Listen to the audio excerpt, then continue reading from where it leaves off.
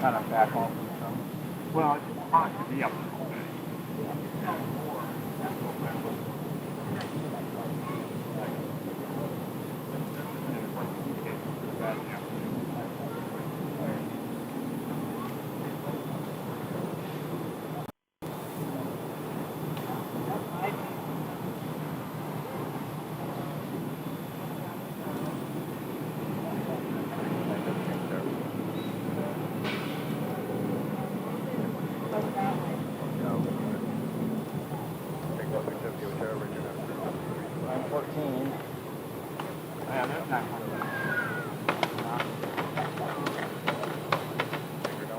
Probably read about right, 914. Was there maybe a civilian jet? Not a big commercial one, that one of the winglets got knocked off or something like that. Did you see that? I saw that the other way. I didn't end up reading the article. Yeah, like it was like in the last week or two, I thought. And just from an aerodynamic standpoint, you know, I don't think that would be enough to cause a crash. Necessarily, yeah. It's not going to be fun, but I don't think that's it. Yeah, that's the right word, controllable. Yeah. Well, I'll show you the good stuff from mountain environment. And it's a big enough plane that I can put behind. All right. Yeah, I forgot that was the same thing from first. Yeah, big plane. Big plane. All right. Yeah, they were landing on this floor.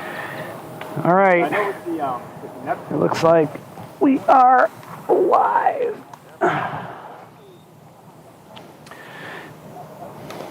All right, guys, it looks like we are live now. We're from a new location. And as you can see, we are tracking some different aircraft today. We are not at Sky Harbor.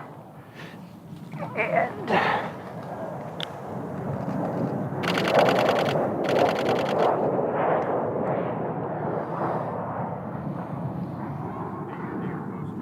didn't want to let that one get by.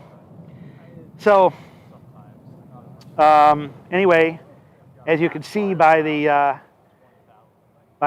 graphic there, we are in a new location, someplace we haven't been yet, the Mesa Gateway Airport, right here in the Phoenix area. And I know the YouTube link says live at Sky Harbor. I didn't get a chance to change it, but after I scheduled that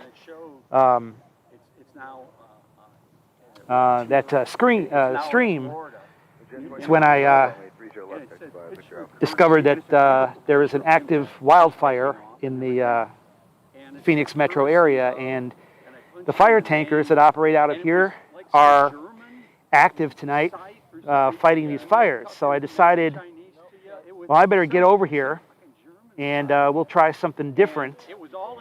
I was actually going to head over to Sky Harbor. So anyway, the first one that we have coming inbound right now, they're coming back from the fire, is a DC-10 from the Tanker 10 company. I believe this is 603AX, if I'm not mistaken. I have to look it up. But they are landing on the far runway, and they're going to taxi back up to the ramp and refill with the fire retardant and take off again. It's about as far in as I can zoom on this camera.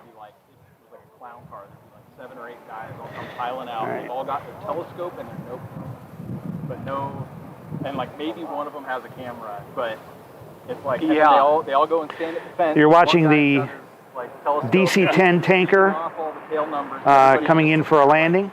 Yeah, they're serious. They've already done a couple of landings today. This wildfire is not very far from the Phoenix area. It's what, maybe 30 miles to the northeast. We can't really see the smoke too much from here, but It's because, you know, it's Europe. They don't have a lot of freedom. You know, they don't have. but they are really close compared to other fires that we've had in the past, where they've had to travel for almost an hour to get there. And we're really fortunate to have these guys based so close to be able to tackle these fires so quickly. They've been going out and coming in one at a time.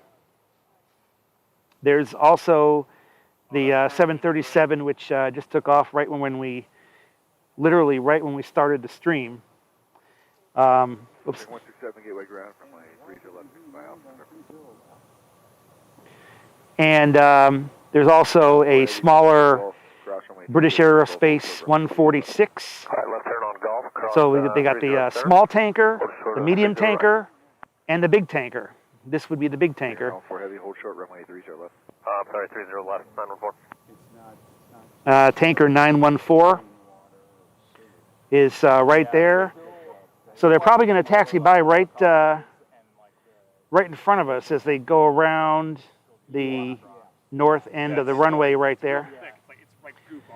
So in the meantime, we are here at the Gateway Airport, and there is a hill right here, as you can see, right outside the ramp and right outside the administration building. They've got some benches. This is a place where folks come to watch aircraft. The terminal is down in this direction. You can kind of see the I-Aero 737s down there. That would be where Allegiant parks these planes today. And the tanker is coming around. Alpha 1, Alpha to the rim. 914. All right, tanker 914 is going to come right by us here. On this northern side of the ramp, we have the FBOs. We have a couple of business jets right there. They're parked. There's more jets on the other side of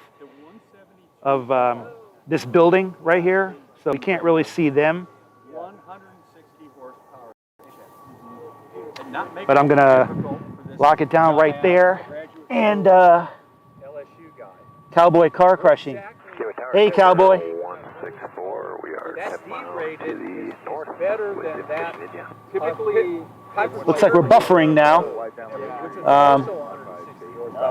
So, what is it in the engine? All right. Hopefully we stop. They'll just Hopefully we stop buffering in time for this plane to come by. Inside so that it can't actually go above a certain power setting. You see that a lot with turbines, like on a turboprop. Well, can't really do anything about the buffering. Like sometimes, let that power, especially with that turbine engine and its rated power. It's like the structure on the turbine essentially works the so that it'll still make more than enough power, but like it doesn't need to make full power, and the full power could theoretically actually be enough to damage like the mounting structure and stuff. Well, then why wasn't the plane put in? And there goes an Allegiant. Allegiant Air Airbus taking off. This airport does get quite a number of Allegiant flights during the week. And Similarly, it's like this airplane doesn't need that much horsepower, so we're going to use like a lower power version of the same engine. Because it also, typically if you run it derated, it's not like you're not running the engine. Cadet down to Eloy at 110 knots. I'm due 117 knots, right? More power means it's going to go faster, right? Yeah, What's the differential I think of the Romeo D-rated 172R versus that in that example? yeah. Is it? I'm not sure. Like if that's the So So there's like a newer model engine that makes more, but the airplanes only, because part of it too could be that we need all these different standards and parameters and everything. Okay. And so they're just like, you know what, we're going to put the newer model engine on it, but then they have on it, if it's like an 0360 would be my guess. The earlier models were all 320s. Okay.